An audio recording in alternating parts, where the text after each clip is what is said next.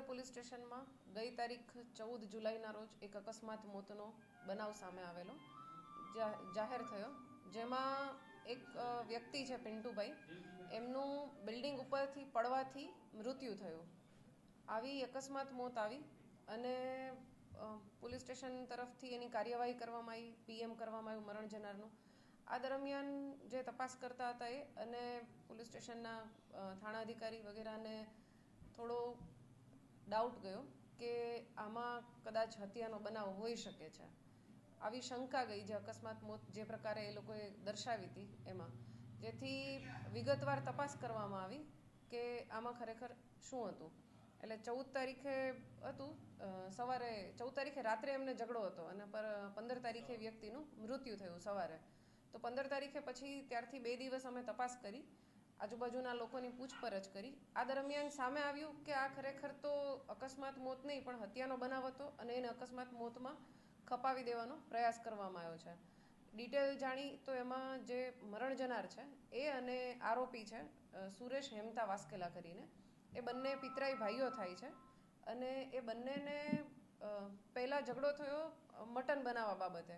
એક આણે સુરેશ હેમતાએ મુરગીનું મટન બનાવેલું હતું અને જે મરણ જનાર છે એણે એના ધ્યાનમાં નહોતું કે આણે બનાવેલું છે ને એણે બકરાનું મટન લાવી અને એ વાસણમાં મિક્સ કરી દીધું. આ બાબતે બંનેને બોલાચાલી થઈ, બંનેને સમાધાન પણ થઈ ગયું ફરીથી રાત્રે 14 તારીખે જ. ત્યારબાદ આ બધા સાથે બેઠા હતા, કેમ કે ભાઈઓ છે અને મિત્રો છે એટલે 4-5 જણ સાથે બેઠા હતા.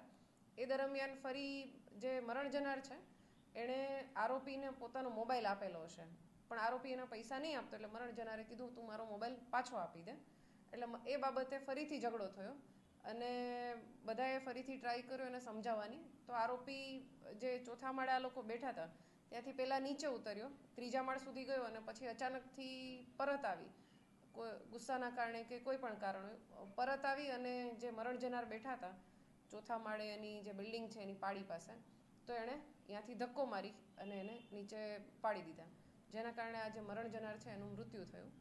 આ બધી બાબત અમે તપાસ કરી તો અમારા ધ્યાનમાં આવ્યું કે આવો બનાવ બનેલો છે. આરોપીને તાત્કાલિક પકડવા માટે કાર્યવાહી કરવામાં આવી અને આ દરમિયાન જે ફરિયાદી છે મરણ જનારના ભાઈ, એ લોકોને પણ અમારા દ્વારા ઇન્ફોર્મ કરવામાં આવ્યું. આ દરમિયાન એમને પણ આ બાબતે જાણ થઈ કે ખરેખર આવો બનાવ બનેલો છે. એટલે એ લોકો અંતિમ વિધિ કરી અને ગઈ તારીખ 18 તારીખે ફરિયાદ કરવા આવેલા હતા. એમની ફરિયાદ દાખલ કરવામાં આવેલી છે. જે આરોપી છે એના અમે 3 દિવસના રિમાન્ડ પણ મેળવેલા છે. હા જી, પીએમ રિપોર્ટ કરવામાં આવ્યો છે. પીએમ નોટ હજી આવવાની પેન્ડિંગ છે અને જે પ્રાઇમરી પીએમનું જે મૃત્યુનું કારણ આવ્યું છે એમાં એવું જ છે કે ઉપરથી પડી જવાથી મૃત્યુ થયું છે. એટલે હવે અમે અમારા દ્વારા તપાસ કરીને જે વધુ પુરાવા મળે એ પુરાવા મેળવી અને ચાર્જશીટ કરશું.